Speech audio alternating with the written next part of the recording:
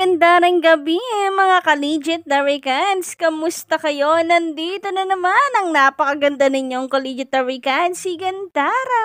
Para magatid sa inyo ng mga latest update and fresh happening singles TVJ and the legit Darikans. And for tonight's video, ang ating nga pong pag-uusapan ay isa po ang TV ratings na kung saan ay ang layo naman po ng sinasabi sa online views ng TVJ guys. So syempre doon pa rin po tayo sa nakikita natin. Yung may pruweba po tayo, yung alam natin. At involved tayo sa bilangan. Nakikita natin, aware tayo kumbaga. So ito yung bagay na hindi po madadaya kasi live na live po nakikita natin yung views po nila. But anyway, nais ko rin po palang pasalamatan ng mga legit Darikans natin na lagi po nakatutok at nakasubaybay sa atin pong YouTube channel. Maraming salamat po ng bonggang-bongga sa inyo sa pagsuporta sa TVJ and legit Darikans sa laban na kanila pong kinakaharap at nilalabanan po talaga ngayon. Samantala, kung kayo ay bago lang dito sa ating YouTube channel, don't forget to click the subscribe button and notification bell para maging updated at una kayo sa mga nilalabas po nating balita about po sa mga latest happenings sa TVJ and noontime shows. Samantala, narito nga at pag-usapan po natin ka-legit Darikans ang tungkol dito sa ratings. Alam ko ay nabalitaan nyo na rin at nakita nyo na rin ang post na to na kung saan nanguna ang Itbulaga po ng GMA7. Grabe nga naman. Wow, congrats! Mararamdaman na rin nila yung feeling ng pagiging number 1 kahit one day lang. Charias. But anyway, eto nga. Dahil nga po sa 4.4% yan mga ka-OG, nananatili pa rin naman sa marami pong netizen na ang tunay na number 1 po ay ang EAT dahil kitang-kita naman daw kahit po sa online na views na talagang number 1 pa rin ang TVJ. Napakalayo po kasi ng agwat dito.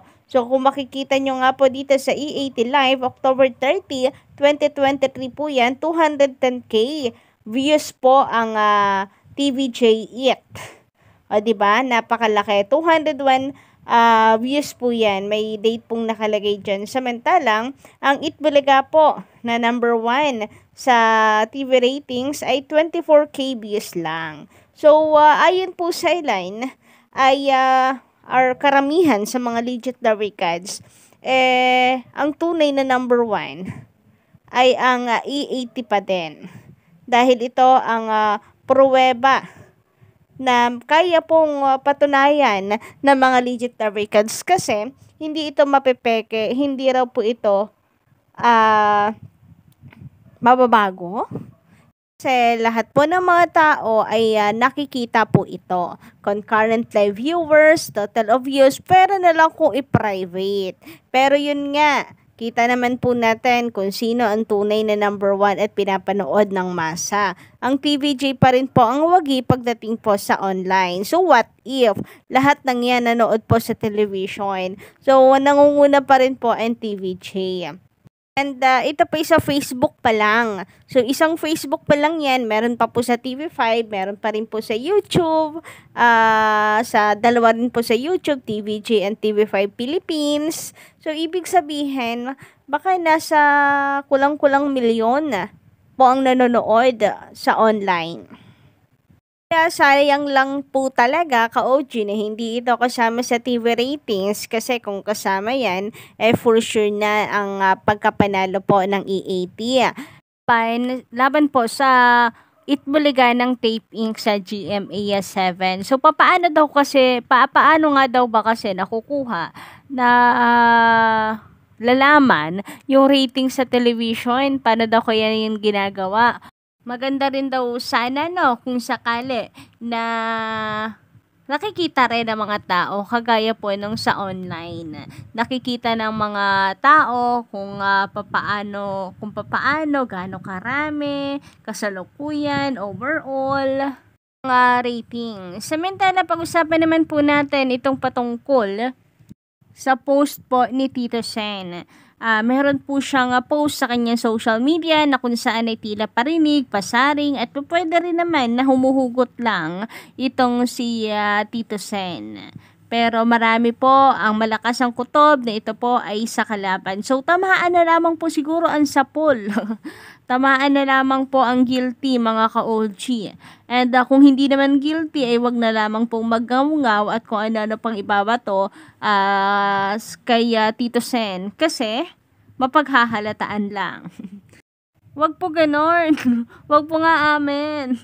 Kung hindi naman kayo pinapangalanan. Masyadong guilty eh. Anyway, sabi nga po kasi dito, you make a mistake once, forgivable. You make a same mistake twice, unforgivable. So, totoo naman po ito guys. So, kahit wala pong pinapatamaan si Tito Sen, totoo talaga ito. In general guys, talaga naman, no? Maano mo pa mapapatawad, makakalimutan, maiintindihan yung unang pagkakamali. Pero kapag inulit pa, tapos nagkamali ulit, same mistake, nako, sinasadya na po yan, ugali na po yan, hindi na po kapanipaniwala yan, at hindi na po dapat na itolerate pa. So, meron nagsasabi na ito ay maaaring parinig, pasaring sa kalaban ng TVJ sa titulong Itbulaga. Kasi maaari daw pong ilink ito sa kaso ng TVJ na inagawan silang titulong Itbulaga at dito sa kaso ni Echo na kung saan ay inagaw naman sa kanya ang EB Happy na patuloy pong hinahabol ni nakikipag-usap pa rin itong si Jericho sa kanila. So, parang same scenario lamang daw. Pati si Echo na biktima ng staff ng Itbulaga. Nasipsip siguro sa boss. Yung boss naman masyadong tiwala sa staff. Kaya, kung sino yung malaki talaga ang ambag sa kanila, ay kanila pong tinatapon na lamang. Ngayon, sila po ware ang pupulutin sa kangkungan dahil sa kanilang ginawang iyon. Di naman si Echo na nakapagbigay po sa kanila ng segment na malakas. Binaliwala, tinapon lang ang TVJ. Ganun lamang din ka-OG. Pero ang plot twist dito ay sila yung pupulutin sa kangkungan. Anyway, uulitin ko lamang po mga kaligit na records, no? Wala naman pong kasiguraduhan kung ito po ay pasaring parinig ng TVJ since wala naman pong binibigay na kumpirmasyon itong si Tito Sen. So, tamaan na lamang po ang sapol kung sila'y natamaan. Mag-react na lamang ng bonggang-bongga ang mga guilty para magkaalaman. Charis! So, sabi po mga ka-legit records dito ni Tony Santos, magandang gabi sa inyo. Hindi lugi ang TVJ. Una, sa dami ng sponsors. Di na nga nila alam kung papaano nila pagkakasyahin yung 2.5 hours. Lalo na sa darating na October 30, 3 hours na sila. They are averaging a total of 105 ads per day. Lastly, once na matapos na yung big studio nila, lalong dadagsang sponsor nila. Kaya ayaw bitawan ng mga halos-hos ang Itbulaga kasi sa 2025 mid-year election, di na nilang need na magbayad ng political ads kasi sila ang producer.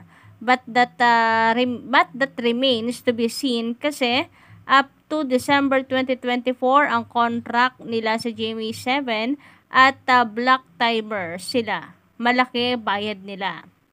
Unlike ang EAT ng TVJ, di sila bumibili ng Black Time kasi co-produce sila ng TV5 Media Quest. Kaya once na mag-start na ang campaign na period next YT, lalong tatabo ng revenue ang revenue nila.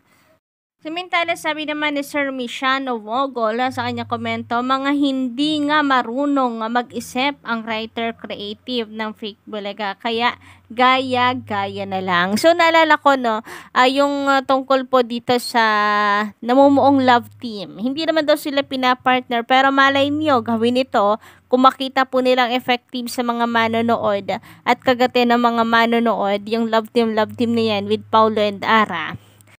Baka nga gawin din nila itong serye sa kanila. Nako, ka-OG, another gaya na naman. Kasi alam naman po natin, meron pong gimme serye dito sa TV5. So, iniisip ng mga tao kung magkakaserye din sila, another panggagaya na naman po ito. So, sabi naman dito ni Sir Manuel Ponce, huwag nyo ng sakyan, iyang pautot de best pills, kaya ganyan yan, natakot yang makasuhan o madelete yung channel niya dahil sa pangbabash niya sa TVJ at Tarikad's host, o baka gusto lang madagdagan yung subscriber niya. So, yun lang guys muna for today, for tonight, ang ating update. Pa-comment na lamang po sa baba ang inyong mga komento, opinion at saloobin. At don't forget to click the subscribe button and notification bell guys para mag-i-updated kayo sa mga sunod po nating mga update about sa TVJ and legit Darikad. So, kita-kits tayo mga ka-OG sa mga susunod po nating mga update pa.